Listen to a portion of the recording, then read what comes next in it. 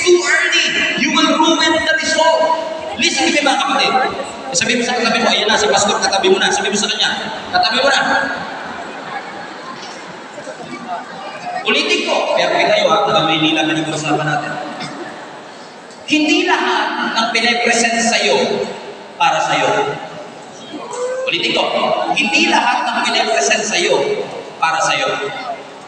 Okay, let me put that to you. Naalala niyo si Adan, tsaka si Eva? Sino unang nilikha? Adan. Naalala niyo sabi ng scripture, it's not good for a man to be alone, I will make a suitable helper para kay Adan. Naalala niyo yung story? Correct? So question, ano ang unang trabaho ni Adan? Ang unang trabaho na binigay ni Lord kay Adan, pagpangalan ng hayop. Naalala niyo? Oh. So nung nakita niya, mahaba ito, elepante. Mahaba liig, giraffe. Ito aso ko. Ito pusa ko. Pero hindi siya nakahanap ng suitable partner sa giraffe. Correct?